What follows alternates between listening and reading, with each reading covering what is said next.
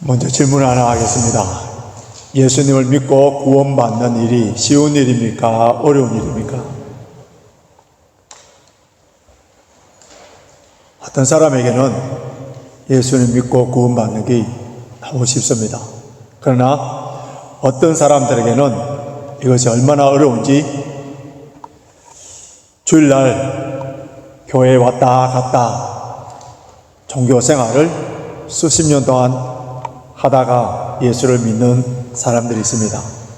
이런 사람들에게는 구원받는 것이 굉장히 어렵고 오랜 시간이 걸리게 됩니다. 우리가 구원받기 위한 조건으로 신학교에 들어가서 박사학위를 받아야 된다든지 아니면은 많은 선행을 해야 된다든지 어느 양의 헌금을 해야만이 구원을 받는다고 하면은 우리 가운데 구원을 받을 수 있는 사람이 몇 사람이나 되겠습니까? 또 반드시 방언을 해야만 되고 술, 담배를 끊어야 되고 죄는 전혀 짓지 않아야만이 구원을 받을 수 있다고 주장하는 그런 사람과 교단도 있지만은 성경에서는 구원받기 위한 조건과 자격 제시하지 않았어요. 누구든지 쉽게 예수를 믿고 구원을 받을 수 있는 길을 활짝 열어놓았습니다. 오늘 본문 9절 10절을 다시 한번 보시기 바랍니다. 9절 10절 다시 한번 같이 읽겠습니다. 시작. 내가 만일 내 입으로 예수를 주로 시인하면 또 하나님께서 그를 죽은 자 가운데서 살리신 것을 내 마음에 믿으면 구원을 얻으리니 사람이 마음으로 믿어 의에 이르고 입으로 시인하여 구원에 이르느니라. 마음으로 믿고 입으로 시인하는 이 두 가지를 언급했는데 근데 9절과 10절을 자세히 살펴보면은 하나의 차이점이 있습니다. 순서가 달라요.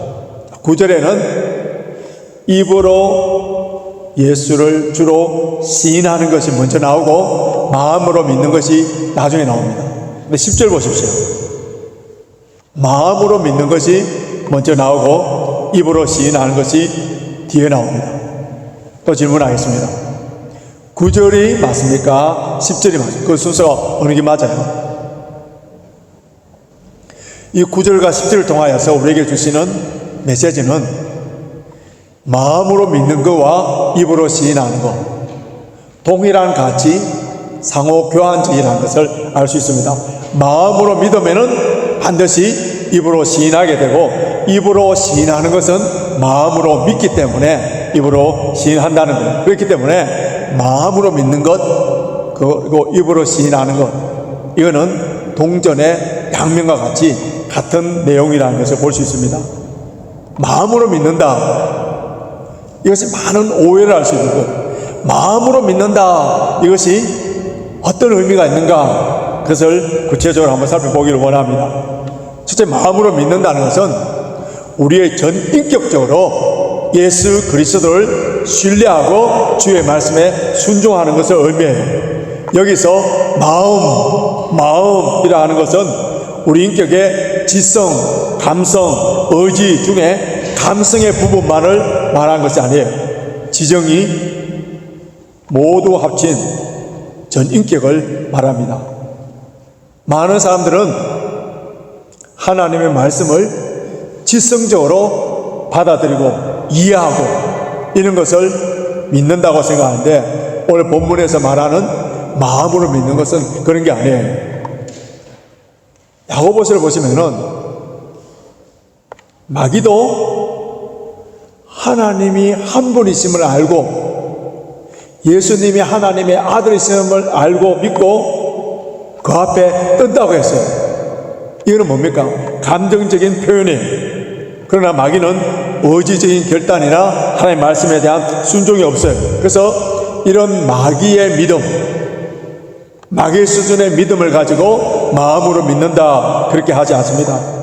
전 인격적인 예수 그리스도가 나의 죄를 위하여서 십자가에 죽으시고 나를 위하여서 부활하셨다는 예수님의 그 사건이 바로 나의 사건으로 믿어지는 것, 믿는 것, 이것이 바로 마음으로 믿는 것. 나는 예수 그리스도를 마음으로 믿음으로 말미암아 옛사람은 죽고 이제는 조금 전에 우리 불렀던 갈라디아서 2장 20절에 나오는 그 구절의 차성처럼 나는 죽고 이제 내 안에 예수 그리스도가 살아 역사하시는 것, 이것이 마음으로 믿는 것에 대한 표현이에요. 그런데 마음으로 믿는 것은 성령의 도우심으로 믿는 것을 말합니다. 자, 10절 다시 보십시오.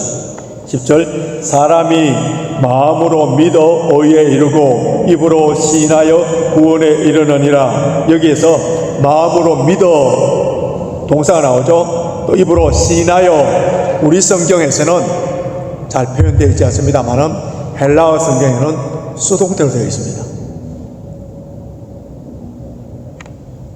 수동태는 행위의 주체자가 내가 아니고 다른 사람의, 다른 주체자에 의해서, 원인에 의해서 내가 움직여지는 것이, 그게 수동태예요. 그러니까 믿고 시인하는 것은 성령의 역사로 말미암아 내가 믿고 시인하게 된다는 거예요. 그래서 우리 인간의 마음은 예레미야에서 나온 것처럼 만물보다 거짓되고 부패된 아담의 원죄로 타락한 죄성을 가진 존재들이기 때문에 아무리 지성인이고 아무리 예의가 있고 교양이 있고 윤리 도덕적으로 산다 하더라도 성령의 역사가 없다면은, 예수님이 나를 위하여 죽으시고 나를 위하여 부활하셨다는 그 사건, 2000년 전에 나사렛 땅에 그 유대의 한 청년이 죽고 살았다는 그 사건이 나의 사건으로 믿어질 수 있다는 것, 이것은 전적인 성령의 역사라는 거예요. 여러분, 이것이 얼마나 큰 은혜고 얼마나 큰 복인지 아세요? 이것보다 더 좋은 복이 없는 거예요. 참된 믿음은 마음으로 예수 그리스도를 영접한 그 믿음은 반드시 입으로 시인을 하게 됩니다. 자, 9절 보십시오. 9절에 보시면은, 만일 내 입으로 예수를 주로 시인하며, 10절 하반절에 보십시오. 입으로 시인하여 구원에 이르느니라. 여러분, 우리 입의 말은 단순한 그냥 소리음이 아니에요. 잠언 18장 20절에서 21절까지 보면요, 사람은 입에서 나오는 열매로 하여 배가 부르게 되나니 곧 그 입술에서 나는 것으로 하여 만족하게 되느니라. 죽고 사는 것이 혀의 근세에 달렸나니 혀를 쓰기를 좋아하는 자는 그 열매를 먹으리라. 여러분, 말을 어떻게 하느냐에 따라서 배부를 수 있고 가난해질 수 있다는 거예요. 우리 입의 말을 통하여서 사람을 죽일 수도 있고 살릴 수가 있다는 거예요. 사람의 말이 얼마나 힘이 있는지, 예수 그리스도를 마음으로 믿고 그 입으로 시인할 수 있어야만이 그 구원에 대해서 증거가 된다는 거예요. 요즘 경제에 대해서 조금이라도 관심이 있는 분들은 재테크에 굉장히 중요하게 여기죠. 재테크, 파이낸셜 테크놀로지, 기업이나 개인이 금융의 수익을 얻기 위해서 엄청나게 많이 노력을 합니다. 그럼 우리 믿는 사람들은 영적 재테크, 스피리추얼 테크놀로지를 해서 능숙한 사람이 되어야 되는데요, 이 영테크를 위해서 가장 중요한 것 중에 하나가 뭔지 아세요? 말이에요. 우리 말이 은혜롭고 덕이 되고 감사하는 말, 예수 그리스도의 성품과 사역에 대해서 찬양할 때에 그 열매를 우리가 거두는 겁니다.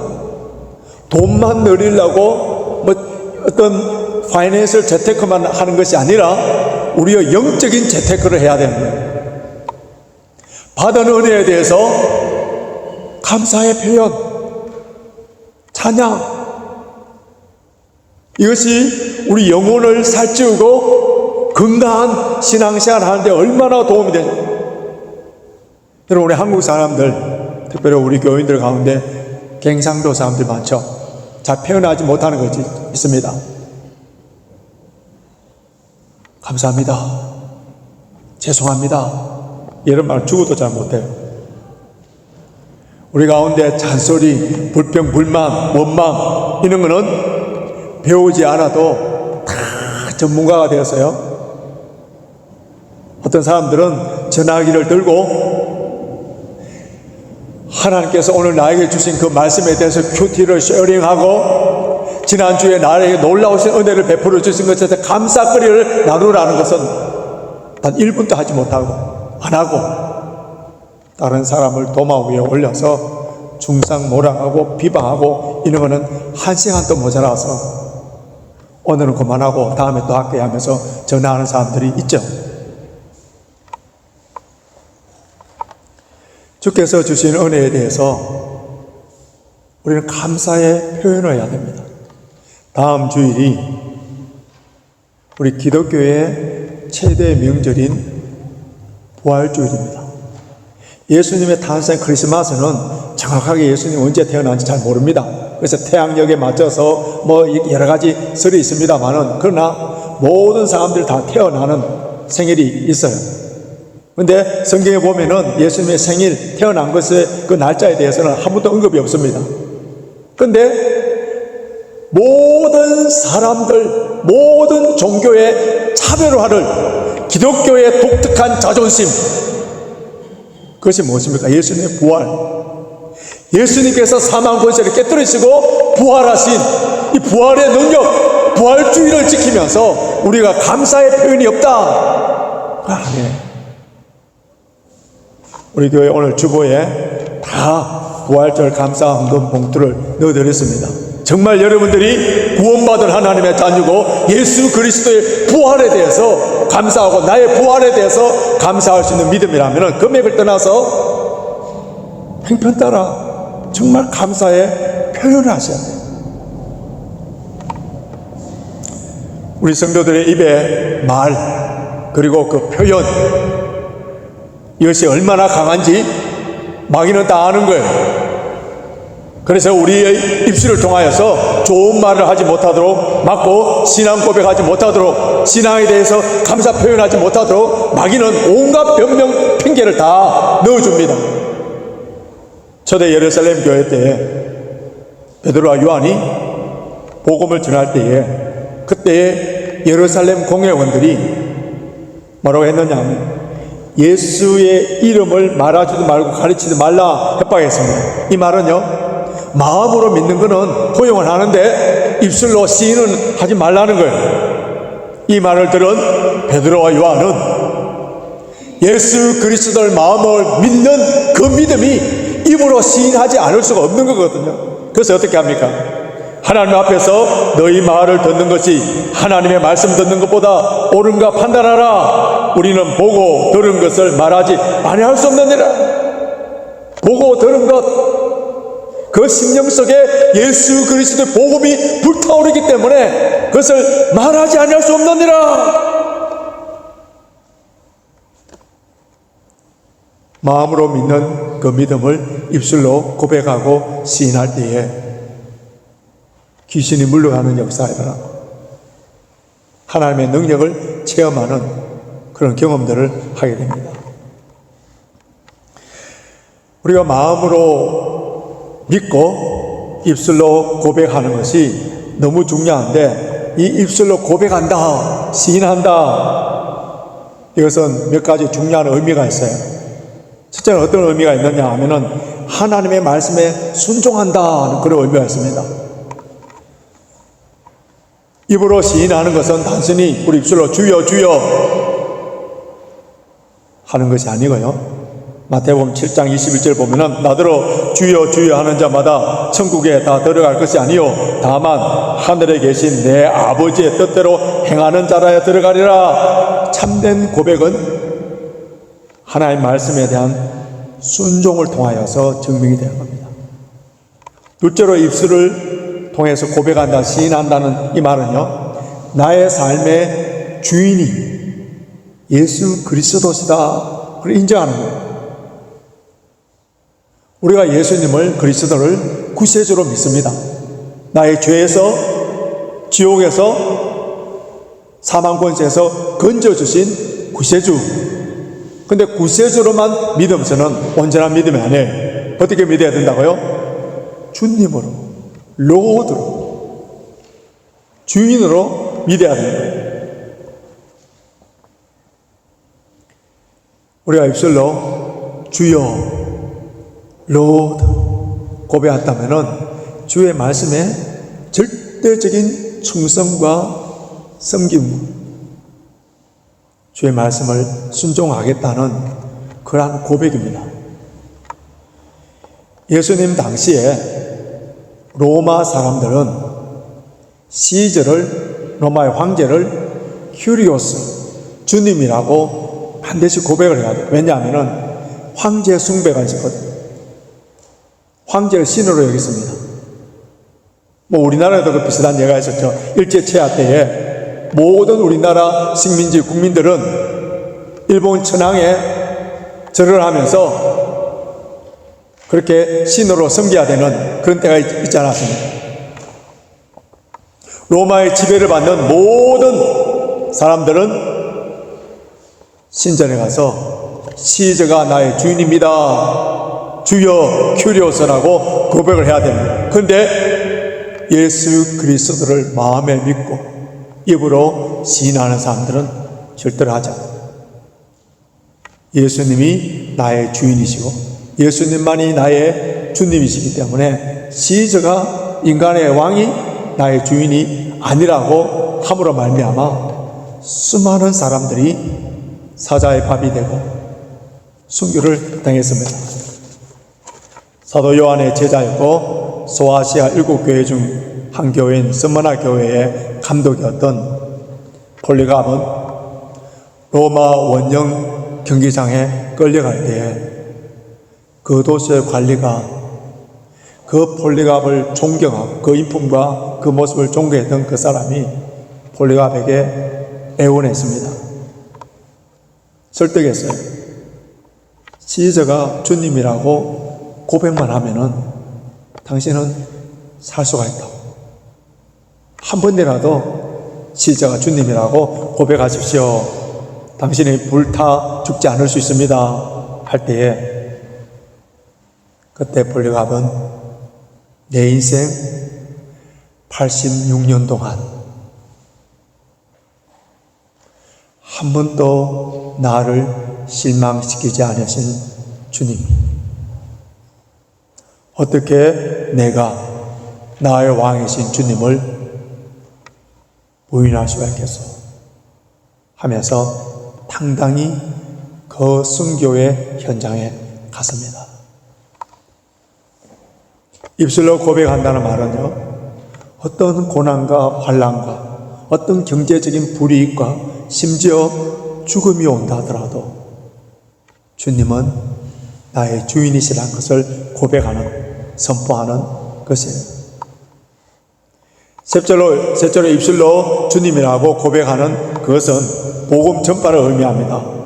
누군가가 마음으로 믿고 입술로 전했기 때문에 오늘 저와 여러분들이 구원을 받고 교회에 모여서 이 런던 땅에 레인지 파크 교회가 세워져서 예배를 드리고 있는 거예요. 그렇다면 우리도 입을 통하여서 복음을 전해야 됩니다. 런던의 스펄전 목사님이 성도들을 향하여서 만약에 여러분이 직장에서 시간을 내어서 그리스도를 증거하지 않으면 자기 입으로 그리스도를 시인하지 않는 것과 같습니다. 얼마나 도전적이고 얼마나 당연한 그런 말씀을 했었습니까? 여러분, 예수 그리스도가 나의 주인이심을 사도신경이나 교회 찬양에서만 고백하는 것이 아니라 삶의 현장터 속에서 고백되어져야 합니다. 그래서 예수님께서 누구든지 사람 앞에서 나를 시인하면 나도 하늘에 계신 내 아버지 앞에서 저를 시인할 것이요. 입으로 예수 그리스도가 나의 주님이신 것을 고백하는 신앙은 주님께서 주시는 기쁨과 감사와 감격이 가득한, 그래서 그 삶 자체가 바로 전도가 되는 거예요. 한동대학교의 초대 총장이었고 19년간 4번이나 총장을 연임하셨던, 그리고 그 학교를 세계적인 학교로 이렇게 세워놓으신 김영길 장로님, 그분은 2019년 향년 81세로 하나님께 부르심을 받았는데 우리 교회도 오셔서 말씀을 전하신 적이 있죠. 이분이 미국 항공우주국 나사의 연구원이 되기 전에 한인교회를 출석하게 되었습니다. 교회 가는 이유는 한인들끼리 서로 만나서 교제하고 한국말을 하고 싶어서 그래서 갔었어요.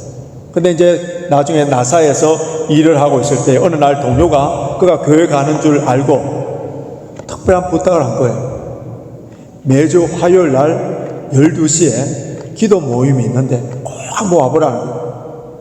그래서 그분이 화요일 날 낮에 그 기도 모임에 참석했는데 그때 그가 충격을 받았어요.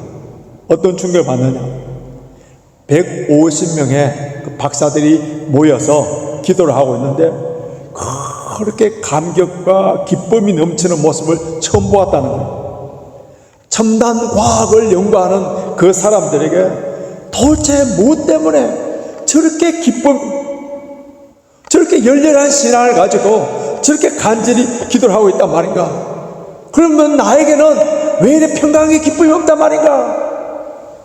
그날 화요일날 그 모습을 보고 난 뒤에 그의 인생에 큰 충격과 전환점을 가지고 세계의 최고의 스카들이 이토록 열성적으로 모여서 기도하고 기쁨과 감사가 넘쳐나면 기독교에는 뭐가 있지 않나 해서 집에 와서 그때부터 성경을 보기 시작했어요.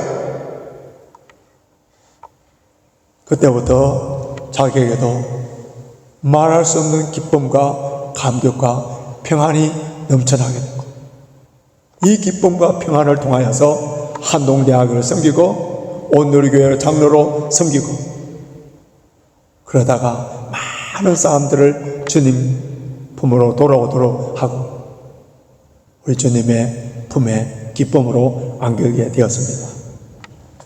우리 신앙생활을 하면서 기쁨과 감사와 평안이 넘쳐나는 이 자체가 바로 신앙의 고백이요, 전도에 있어서 가장 효과적인 그러한 전도의 방법이에요. 그래서 우리 구역 모일 때, 교회에서 어떤 모임을 가질 때 잔치집이 돼야 되는 거예요. 여러분, 잔치집에, 시골에 잔치집 가보십시오. 모두 기쁩니다. 모두 다 친절해요. 거제가 오던, 길거리에 나그네가 오던 다 베풀며 기뻐하고 즐거워하는 거예요. 우리 구역이, 우리 교회가 이런 기쁨과 감사가 넘쳐나요. 우리가 마음으로 믿고 입으로 주를 고백하는 자, 예수 그리스도를 믿는 자들에게 지금 우리가 받고 있는 그 복이 무엇인가를 알아야 되는데요. 우리가 지금 예수 그리스도를 믿고 있는데 하나님께서 우리에게 주신 그 복이 있는데 그 복이 뭔지 아세요? 첫째로는 부끄러움을 당하지 않는다는 것입니다. 오늘 본문 11절 보십시오. 성경에 이르되 누구든지 저를 믿는 자는 부끄러움을 당하지 아니하리라 하니, 이 본문의 말씀 갖고 전문의 말씀을 드렸습니다. 이 부끄러움은 어떤 부끄러움이라고요? 마지막 심판대 앞에 영원한 부끄러움. 예수 그리스도를 믿는 자들은 이런 부끄러움, 수치는 안 받는다는 거예요. 믿지 않는 자들은, 종교생활만 하는 자들은 주님 앞에 섰을 때 나는 너가 누군지 도무지 알지 못하겠노라. 얼마나 수치입니까? 얼마나 부끄러움이에요. 구원받은 사람들에게 두 번째 주는 축복이 뭐냐 하면 12절에 나와 있습니다. 12절 보십시오. 유대인이나 헬라인이나 차별이 없습니다. 한 주께서 모든 사람의 주가 되사 저를 부르는 모든 사람에게 부유하시는도다. 주의 이름을 부르는 자들에게 모두 다 부유케 해주신다는 거예요. 부유한다는 이 말은 헬라어로 플루테오인데 채우다, 가득 채워서 풍성하게 만들어준다, 부족함과 차별이 없게 해준다, 영원한 생명으로 넘치게 해준다, 이 말씀이에요. 물론 하나님께서 필요한 사람들에게 물질적으로 풍요로움을 줄 수가 있어요. 그런데 예수를 믿는다고 해서 다 부자가 되는 거 아니에요. 여기서 풍요하게 부유하게 해준다는 것은 영적인 부유입니다.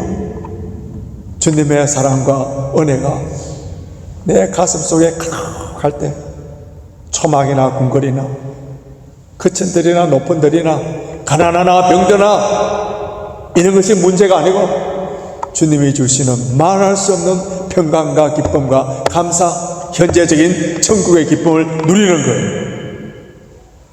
그래서 이런 사람들에게는 어떤 복이 있는지 구원의 즐거움에 복을 주시는데 13절 보십시오. 누구든지 주의 이름을 부르는 자는 구원을 얻으리라. 주의 이름을 부르는 자들, 주의 이름을 부른다는 이 말은 몇 가지 의미가 있는데 예배한다 그런 의미가 있습니다. 창세기 4장 26절 보면 사람들이 비로소 여호와의 이름을 불렀다 했는데 그것은 바로 예배 드린다는 뜻이에요. 둘째는 기도한다는 의미예요. 엘리야가 갈멜산에서 바알 선지자들에게 너희는 너희 신을 이름을 부르라. 나는 여호와의 이름을 부르리니 이에 불로 응답하시는 신 그가 하나님이시라 했듯이 여호와의 이름을 부르는 신의 이름을 부르는 그것이 뭐라고요? 기도라는 거예요. 셋째로 이 말은 찬양한다는 의미입니다. 시편 116편 12절 13절에 보면은 여호와께서 내게 주신 모든 은혜를 무엇으로 보도할꼬? 내가 구원의 잔을 들고 여호와의 이름을 부르며 하나님의 이름을 높이 부르며 찬양한다는 거예요. 신약성경에서는 주의 이름을 부른다는 말은 믿는다, 신뢰한다 그런 의미입니다. 주의 이름을 예배를 통하여서 기도를 통하여서 찬양을 통하여서 부를 때에 우리는 구원의 기쁨과 즐거움을 누릴 수 있는 거예요. 구원은 과거적인 요소, 현재적인 요소, 미래적인 요소가 있습니다. 과거적인 요소는 예수 그리스도가 나를 위하여 십자가에 죽으시고 부활하셨다는 것을 믿을 때 우리 칭이 그 과거적인 요소고요. 현재적인 요소는 성화의 단계, 예수 그리스도의 성품을 닮아가면서 구원의 즐거움을 누리는 거고요. 미래는 우리의 육체가 부활하여서 영광스러운 모습으로 변화되는 겁니다. 그런데 현재에 우리가 주의 이름을 부름으로 말미암아 구원의 현재적인 축복을 누릴 수 있는데 이 땅에서도 천국의 기쁨을 누린다는 거예요. 누구에게? 예수 그리스도 이름을 부르는 자들. 예수 그리스도 이름을 부르는 자들에게 귀신이 물러가고 병고침의 역사가 일어나고 모든 문제들이 해결되는 그 능력이 예수 그리스도 이름으로 말미암아 나타나기 때문에 우리 일상적인 삶 가운데 우리 주 예수 그리스도 이름으로 예배하고 기도하고 찬양하는 일들을 할 때에 놀라운 기적의 역사들을 체험하는 겁니다. 이제 말씀을 정리해 보겠습니다. 오늘 이 시간에 우리 레인지파크 교회에서 예배 드리시는 모든 분들은 한 사람도 빠짐없이 예수 그리스도를 마음으로 믿고 입술로 시인함으로 말미암아 우리 주 예수 그리스도가 나의 죄 때문에 십자가에 죽으시고 부활하셔서 다시 재림하신다는 그것을 믿고 고백함으로 말미암아 구원을 받고 뿐만 아니라 구원받은 하나님의 자녀로서 우리 주 예수 그리스도 이름을 부름으로 예배를 통하여 기도를 통하여 찬양을 통하여서 부름으로 말미암아 그 거룩한 이름 능력의 이름을 부름으로 말미암아 모든 어려움을 극복하시고 천국의 기쁨을 누리시고 날마다 승리하시는 우리 모든 성도들이 되시길 주님의 이름으로 축원합니다.